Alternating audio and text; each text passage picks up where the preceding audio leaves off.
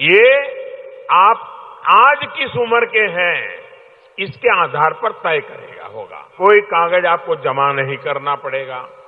आपका काम service centre पर सिर्फ कुछ ही मिनट में हो जाएगा और यही तो है डिजिटल इंडिया का कमाल। नमस्कार दोस्तों, स्वागत है आप सभी को हमारे YouTube चैनल में। आपको EPS 95 पेंशन के बारे में जानकारी मिलेगी, वो भी ताजा अपडेट जो अभी 10 मिनट पहले की खबर निकलकर सामने आ रही। सरकार ने दिया बहुत बड़ा तोहफा। EPS 95 के 73 लाख पेंशन लाभार्थियों के लिए बहुत बड़ी खुशखबरी आ रही।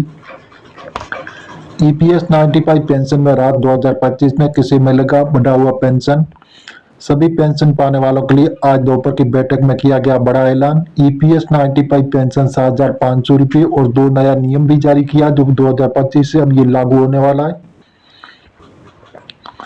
भारत सरकार ने हाल ही में एक महत्वपूर्ण घोषणा की कि जो लाखों पेंशन भोगियों के लिए एक खुशखबरी लेकर आई। जो कर्मचारी पेंशन योजना 95 EPS 95 के तहत पेंशन राशि में वृद्धि की गई जो 2025 से लागू होगी। ये निर्णय उन लोगों के लिए बड़ी राहत लेकर आया जो वर्षों से न्यूनतम पेंशन की मांग कर रहे थे। इस नई घोषणा के अनुसार EPS 95 तहत न्यूनतम पेंशन राशि को बढ़ाकर 3,000 रुपये प्रति माह कर दिया गया। ये वृद्धि विशेष रूप से उन पेंशन भोगियों के लिए महत्वपूर्ण है जिन्हें वर्तमान में 1,000 रुपये या उससे कम पेंशन मिल रही है। तो सरकार का ये कदम लाखों परिवारों की आर्थिक स्थिति में सुधार लाने में मदद करेगा। EPS 95 पेंशन योजना क्या है? कर्मचारी जैसे पेंशन योजना 95 भारत सरकार द्वारा शुरू की गई एक सामाजिक सुरक्षा योजना। ये योजना कर्मचारी भविष्य निधि संगठन EPF द्वारा प्रबंधित की जाती है और इसका उद्देश्य निजी क्षेत्र के कर्मचारियों को सेवानिवृत्ति के बाद आर्थिक सुरक्षा प्रदान करना। EPS 95 की जो मुख्य विशेषता है, जो विवरण जानकारी है, उसके बारे में आपको संपूर्ण जानकारी बताएंगे। योजना का नाम कर्मचारी पेंशन योजना 95 EPS 95 जो लागू होने की तिथि 16 नवंबर 1995। प्रबंधन कर्मचारी भविष्य निधि संगठन EPFO।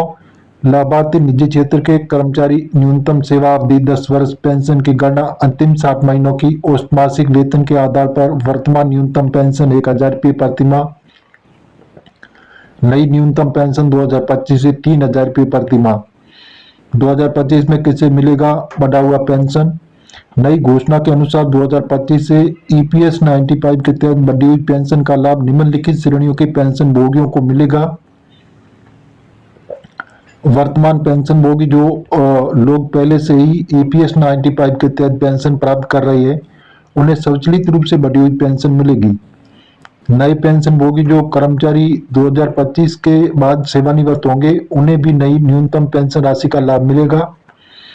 कम पेंशन पाने वाले लाभार्थी विशेष रूप से वे पेंशन भोगी जिन्हें वर्तमान में 1,000 रुपये से कम पेंशन मिल रही है तो उन्हें सबसे अधिक लाभ होगा। विधवा विधुर पेंशन भोगी मृतक कर्मचारी के जीवन साथी को मिलने वाली पेंशन में भी वृद्धि होगी। दिव्यांग पेंशन भोगी विकलांगता पेंशन और प्राप्त करने वाले लाभार्थियों को भी बढ़ी हुई राशि मिलेगी। पेंशन वृद्धि का प्रभाव। आर्थिक सुरक्षा में सुधार। पेंशन राशि में ये वृद्धि लाखों परिवारों की आर्थिक स्थिति में महत्वपूर्ण सुधार लाएगी। जो रुपये 3,000 की न्यूनतम पेंशन से पेंशन भोगियों को अपने दैनिक खर्चों को पूरा करने में मदद मिलेगी। ये वृद्धि विशेष रूप से उन लोगों के लिए महत्वपूर्ण है जो पूरी तरह से पेंशन पर निर्भर है। जीवन स्तर में सुधार। बढ़ी हुई पेंशन राशि से पेंशन भोगियों के जीवन स्तर में सुधार आएगा। वे अपने स्वास्थ्य देखभाल, भोजन और अन्य जैसे आवश्यक खर्चों को बेहतर तरीके से पूरा कर पाएंगे। ये उनके जैसे समग्र जीवन की गुणवत्ता में सुधार लाएगा। सामाजिक सुरक्षा को मजबूती। EPS 95 में ये संशोधन भारत की सामाजिक सुरक्षा प्रणाली को और मजबूत करेगा।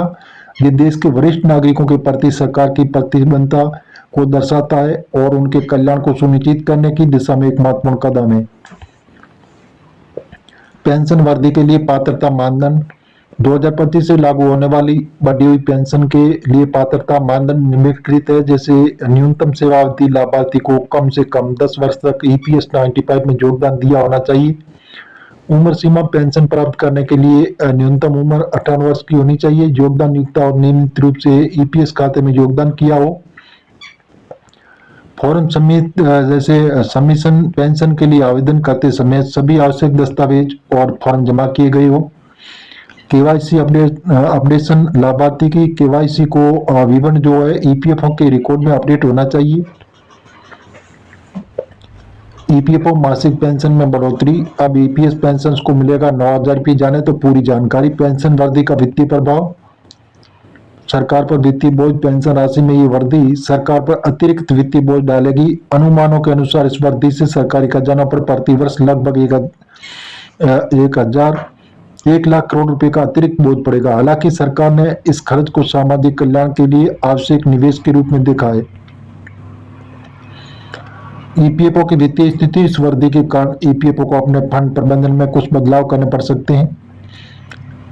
संगठन को अपने निवेश पोर्टफोलियो को पुनर्संतुलित करना पड़ सकता है ताकि बढ़े हुए खर्च को पूरा किया जा सके।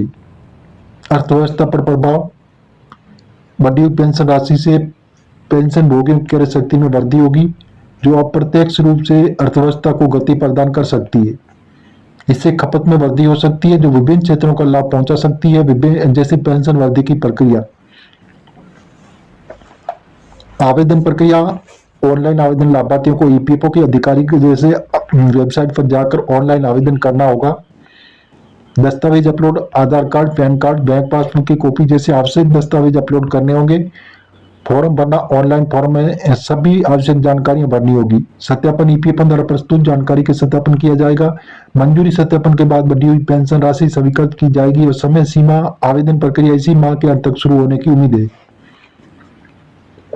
सभी पात्र लाभार्थियों को 2025 की शुरुआत से बढ़ी हुई पेंशन मिलनी शुरू हो जाएगी। पेंशन वृद्धि के लाभ, बेहतर जीवन स्तर पर बढ़ी हुई पेंशन से पेंशन भोगियों का जीवन स्तर सुधरेगा। आर्थिक सुरक्षा, अधिक पेंशन राशि से वृद्धावस्था में बेहतर आर्थिक सुरक्षा मिलेगी। स्वास्थ्य देखभाल, अधिक धन से बेहतर स्वास्थ्य सेवाओं का लाभ उठाया जा सकेगा और परिवार का समर्थन, पेंशन भोगी अपने परिवार को बेहतर समर्थन दे पाएंगे। गरीबी में कमी, न्यूनतम पेंशन में वृद्धि से गरीबी दर में कमी आएगी। ये लेख केवल सामान्य जानकारी के उद्देश्य से प्रदान किया गया। ईपीएस 95 योजना के नियम और प्रावधान समय समय पर बदल सकते हैं। अभी हाल फिलहाल सरकार से ऐसी घोषणा नहीं हुई है। आप सरकारी ऑफिशियल वेबसाइट पर जाकर इसकी जानकारी आप ले सकते हैं। जी हाँ दोस्तों, हम आपको मीडिया आधारित बता रहे हैं। आप सरकारी ऑफिशियल वेबसाइट पर जाकर इसकी जानकारी ले सकते हैं और मिलेंगे नई जानकारी के साथ। नए और पहली बात तो चैनल को सब्सक्राइब कर लीजिए ताकि इसी प्रकार की जो नई जानकारी होगी वो सबसे पहले आपको मिलती रहेगी।